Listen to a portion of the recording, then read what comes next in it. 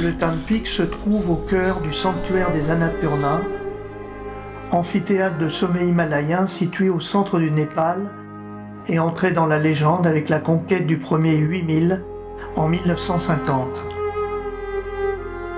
Les amis que nous avons réunis pour faire le trek du sanctuaire ne visent pas tous le sommet du Tent. Mais tous ont à cœur, même les débutants, de parvenir au dernier camp, le célèbre ABC, Annapurna Base Camp, à 4100 mètres.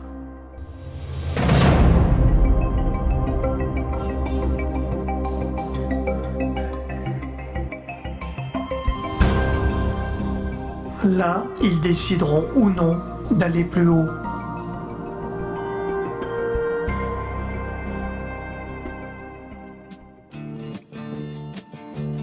Nous atterrissons à Pokhara, face à la chaîne des Annapurna. Nos trekkers débutants ne soupçonnent pas les obstacles qu'ils auront à surmonter. Content d'être ici? Oui. Tu sais pourquoi tu es ici? Pas tellement. Content? Oui, pour l'instant tout va bien. Comment tu te trouves ici? Super, impressionnant. Ah, t'es content d'être là? Oui, heureux.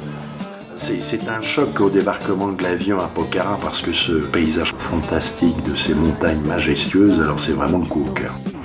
Là, c'est un coup au cœur que je n'avais jamais eu.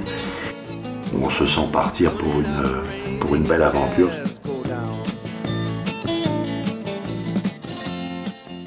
Le trek, il faut l'avoir dans son portefeuille. Ça fait partie des très grands classiques.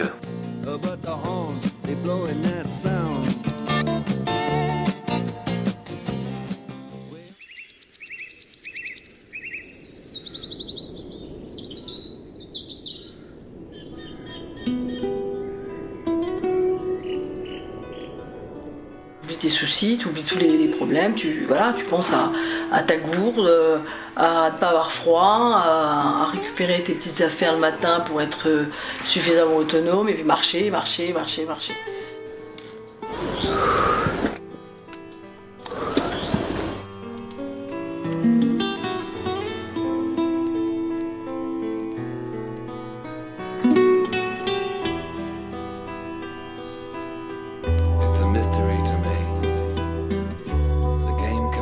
Le trek du sanctuaire des Annapurna n'est pas très difficile d'un point de vue technique, mais demande une très bonne condition physique et de l'endurance. Ça a été 3 semaines d'une comédie humaine à observer avec intérêt, avec malice, avec amusement, de voir les comportements des uns et des autres face à des difficultés qu'ils n'ont pas l'habitude d'affronter. Laurent, tu es spécialiste du matériel. Là, j'ai acheté de très bons bâtons. Il n'empêche que quand je m'appuie un peu fort sur le truc... Faut que tu les resserres à la vis. À la vis, c'est-à-dire avec un tournevis? Non, ça tourne à la main. Hein? Écoute, il est grand. Ouais, écoute, on va pas gérer tout le monde. Nous, on donne notre conseil, de mai. Voilà, de mai. Ah, C'est exceptionnel. je suis exceptionnel. Tu pourrais encore faire une belle Ah non.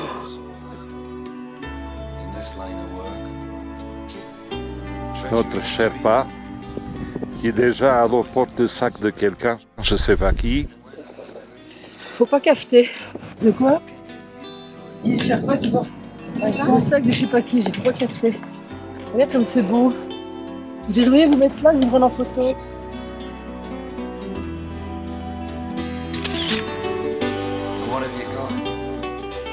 Le Dhaulagiri, 7e plus haut sommet du monde. C'était le premier objectif d'Herzog. Le trouvant inaccessible, il se tourne alors vers la chaîne des Annapurna.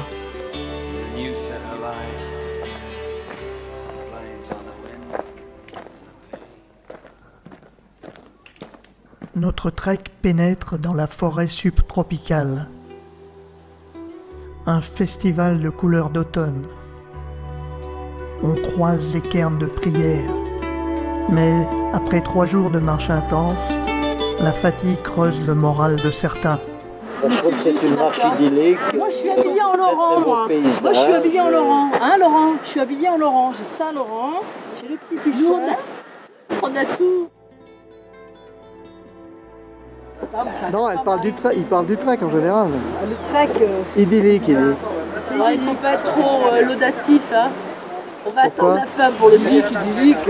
Pourquoi? Déjà hier, on a trop marché d'après. Une inquiétude par rapport à cette variation d'hypertension et je me demandais si c'était vraiment raisonnable à mon âge de me lancer dans ce type d'espoir sportif.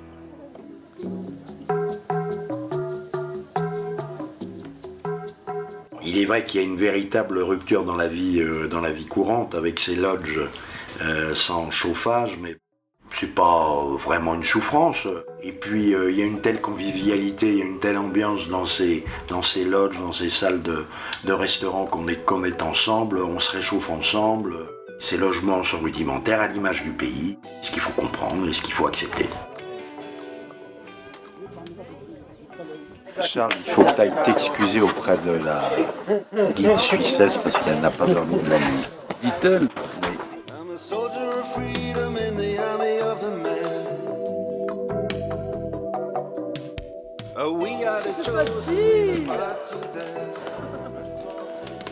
Montées et descentes s'enchaînent sans répit dans des étapes de 5 à 7 heures de marche. Les genoux et les quadriceps sont à la peine.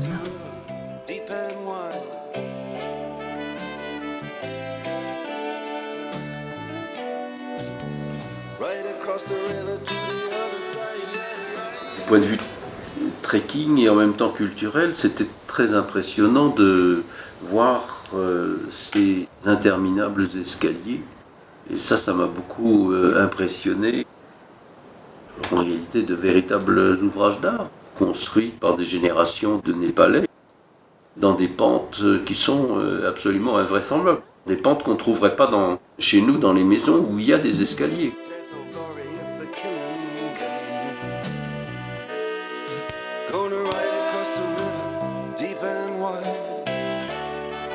La découverte de cette région avec tout le feedback qu'elle a sur notre génération, quoi. Voilà. Donc le Népal, Katmandou, la chaîne des Annapurna, c'est toutes les années 70 qui défilent.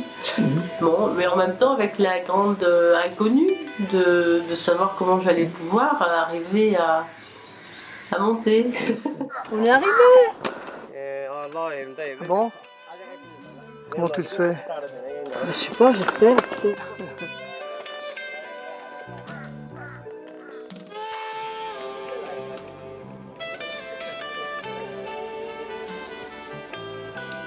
Coucher de soleil sur le Fishtail, montagne sacrée interdite aux alpinistes.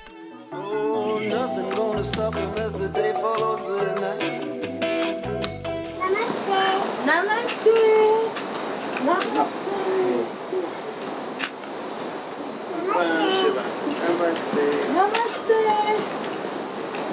Mignonne. Oh, tiens.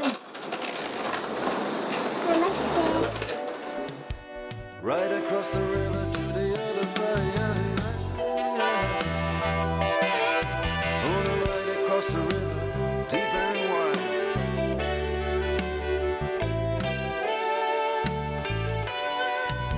Right across the river to the other side.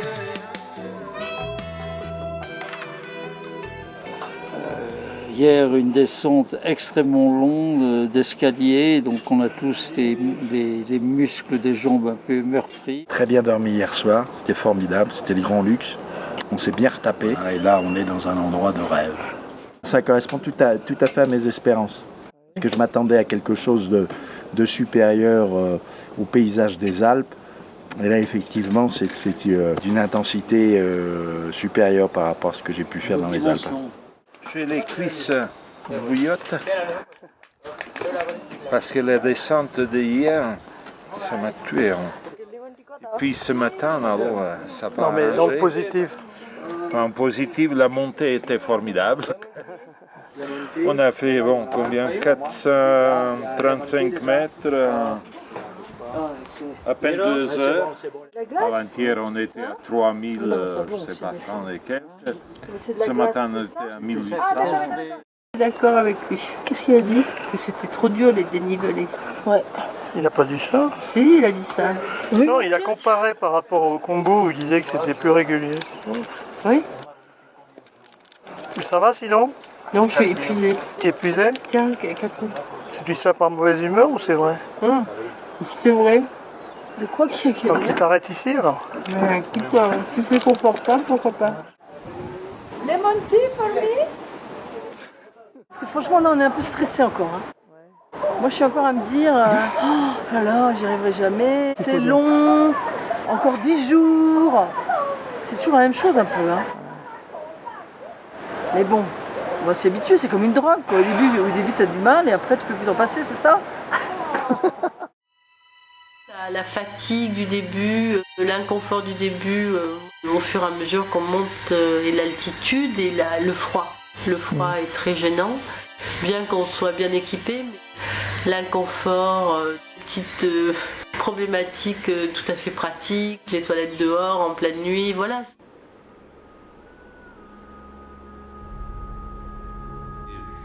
Je suis jamais arrivé à m'acclimater. Quand on a monté jusqu'au 3100, on est descendu à 1800.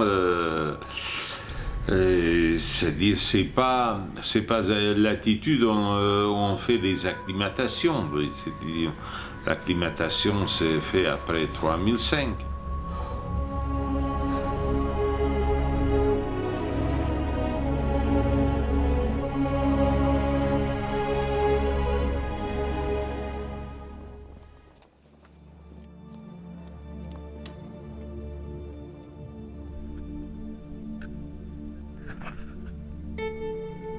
Finalement, mine de rien, on arrive à 4100 comme base de l'Annapurna, qui n'est pas véritablement comme base, parce qu'il est encore assez loin de la montagne. Mais enfin, il permet une vue, une observation magnifique de la face sud de l'Annapurna. Tu vois, là où il y a le petit nuage, c'est l'Annapurna à 8090 mètres. Donc là, tu as rempli ton premier contrat. Hein. J'angoisse un peu de monter plus haut, quoi. Le sommet est là. Pas là-bas, là. On fait une première nuit sur les coupes herbeuses en haut, là. Après la deuxième nuit derrière les rochers noirs. Alors le cirque des montagnes au sanctuaire des Annapurna, là c'est vraiment somptueux, ça véritablement somptueux. Et puis avec Michel on a fait une petite marche sur une moraine et on a pu encore plus apprécier la majesté de ce site. Et après, bon, chapeau pour mes camarades de randonnée qui sont allés plus haut. Charles, alors les héros. C'est toi le héros. Ah, le héros. Ah bon? T'es arrivé. T'es arrivé. Paraît que t'es malade. Ben, c'est complètement désert, c'est surprenant, mais en même temps euphorisant, puisqu'on arrive au pied des montagnes, on regarde les sommets et on est content d'être là. Bon, on vous a rejoint, donc on était content de vous retrouver. Bon, on n'est pas resté très longtemps, mais les choses ont fait qu'on est reparti assez vite. Mais non, mais c'était très agréable de rejoindre ce sommet.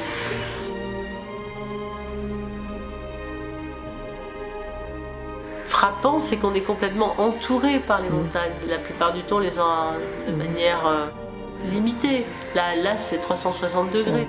C'est vrai que ça donnait envie de continuer un peu plus haut pour voir encore mieux, mais là, c'était autre chose.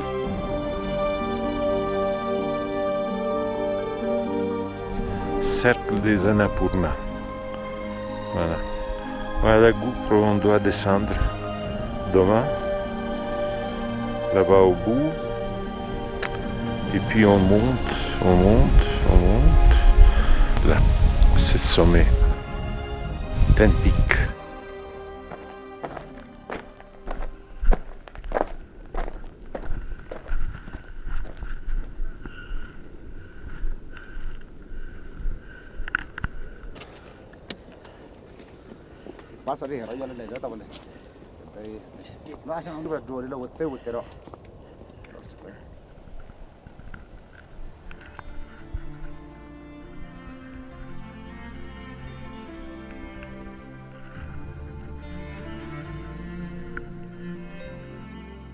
Dangereuse hein, sur la moraine glaciaire, une moraine glaciaire casse-pied à traverser avec des blocs instables qui exige une vigilance de tous les instants.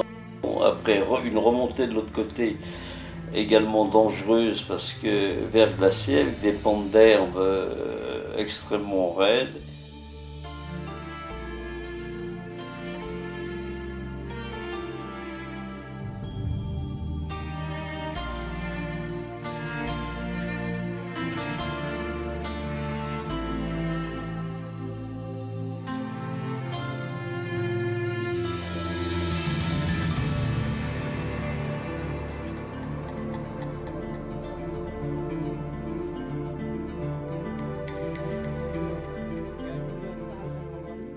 Et puis un camp de base très agréable, sur de l'herbe, et bien installé, avec, on retrouve un cuisinier avec de la nourriture qui nous changeait quand même assez répétitive de celle des lodges.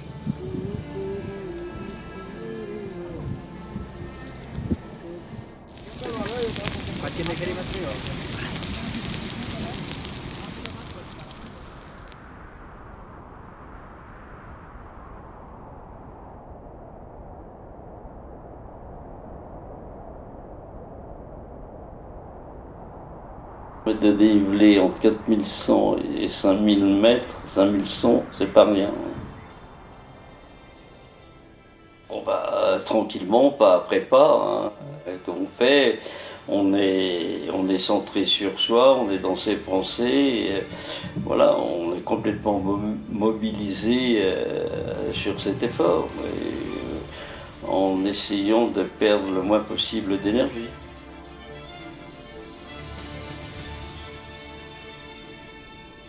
On en bave, on en bave, on en bave. C'est dur, oui. C'est dur et raide. Et puis ce matin, là, il y a des pentes dangereuses. Hein.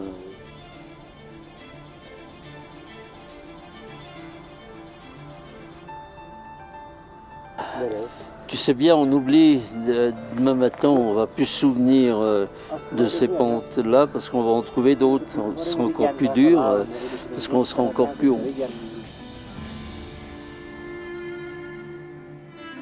Donc un exercice physique particulièrement violent avec une énorme dénivelée entre 4000 et 5000. On passe d'un coup à 4000 à 5000. Là, ça a été physiquement très très exigeant.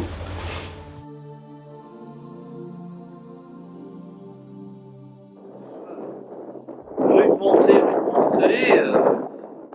toujours ce cirque des Annapurna absolument extraordinaire. Et voilà, et quand tu vois ce qu'il reste à faire vers le sommet, bon, bah, faut pas trop y penser. Biscuit, tea. Dès qu'on s'arrête, je m'endors.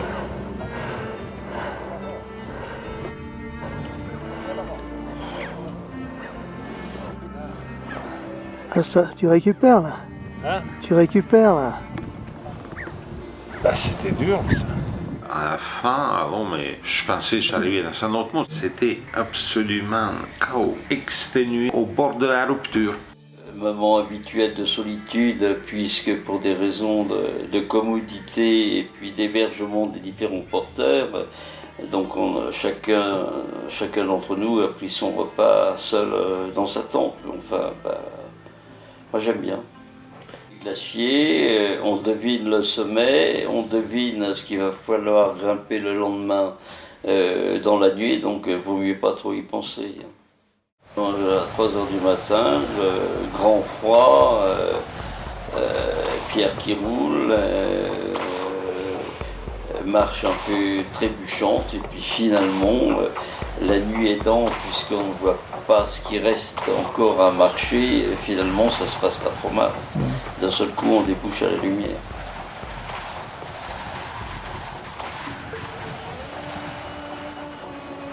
Marche classique, pas trop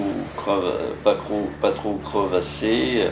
D'ailleurs, Passingue avait fait la trace, et puis donc on va au morceau de choix qui est ce couloir d'environ 200 mètres à 50-55 degrés, là qu'il va falloir gravir.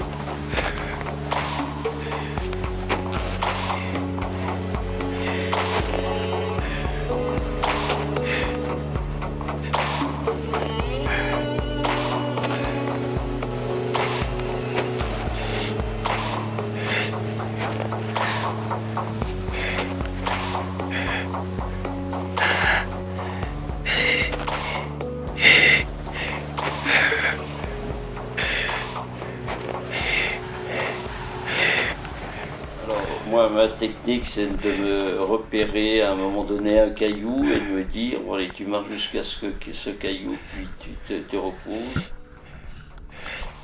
Après, tu repères autre chose, tu te dis, je vais remonter jusque-là, et puis ainsi de suite. Et puis d'un seul coup, tu débouches certains capables au sommet du couloir.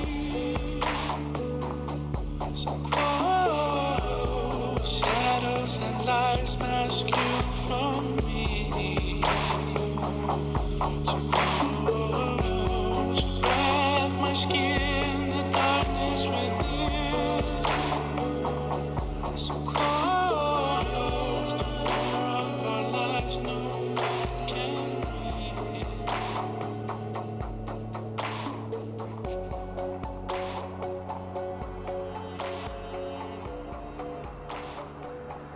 Conditions de neige se dégradant, je crois que sagement le choix a été fait de faire le teinte numéro 2 et pas le teinte numéro 1. Ça aurait été possible si dès le départ on avait décidé de coucher au camp d'altitude, mais comme on devait redescendre en bas, donc il y avait une énorme dénivelée encore à faire en fin de journée pour se rapatrier.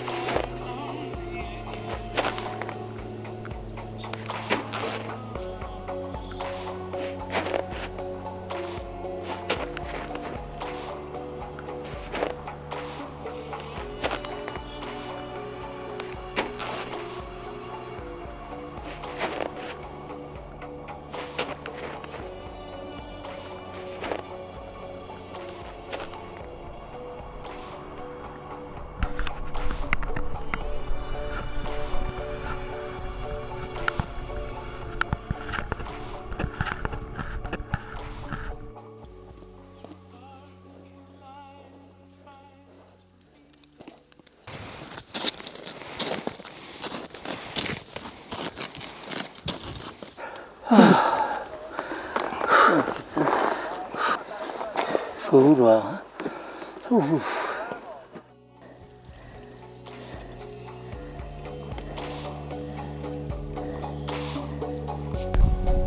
Arrivée triomphale de Laurent et Michel et toute l'équipe.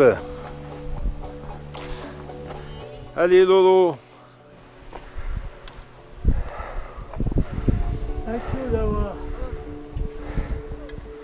Voilà, et Dava qui est là, je vois même ils sont abandonnés des appareils photo et tout.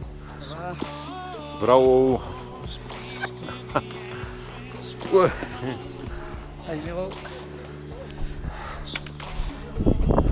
La bise. Ça va, t'es pas trop déçu, non? Oh, je pouvais pas. Les Annapurna, ça vaut le coup de voir, c'est très beau. Mais ça m'a coûté énormément de force physique. Enfin, t'es pas écœuré? Non. Faut encore davantage. C'était comme un défi, c'est vrai que c'était bien quand même, on a eu l'impression de se surpasser. Je me sens quand même péchu, quoi. J'ai eu l'impression de faire un pèlerinage pénitent, les montées, les descentes, les dénivelés. Mais c'était agréable parce que ça m'a démontré que je pouvais le faire. Et puis ça m'a donné envie de continuer de faire de la marche. Un bel effort physique, moi je m'en suis trouvé bien. Du point de vue du projet sportif, c'était tout à fait conforme. Du point de vue du dépaysement, c'était aussi tout à fait conforme aux attentes. C'est très beau, hein. Tout ça est très positif. On a atteint l'objectif qu'on s'était fixé, sans trop de souffrance physique et de difficultés physiques. Une très bonne organisation. Puis des lodges, contrairement à ce que certains de nos camarades peuvent penser, c'est un lodge. Donc ils étaient tout à fait, de mon point de vue, plus que convenables. Le Népal, c'était pour moi, de par les documentaires que j'avais pu voir, mes expériences en montagne tout à fait minimes dans les Alpes, c'était un rêve, et c'est un rêve qui a été tout à fait exaucé. Et je dirais que j'ai été, suite à ce qu'on pourrait qualifié de pèlerinage dans ces montagnes magnifiques, quasiment régénéré. Et Laurent disait que chaque année il avait besoin de ce périple pour se refaire une santé de jeune homme, et il l'a démontré effectivement. Et moi, ça a été une expérience à l'image de Laurent. Je me sens en superbe forme.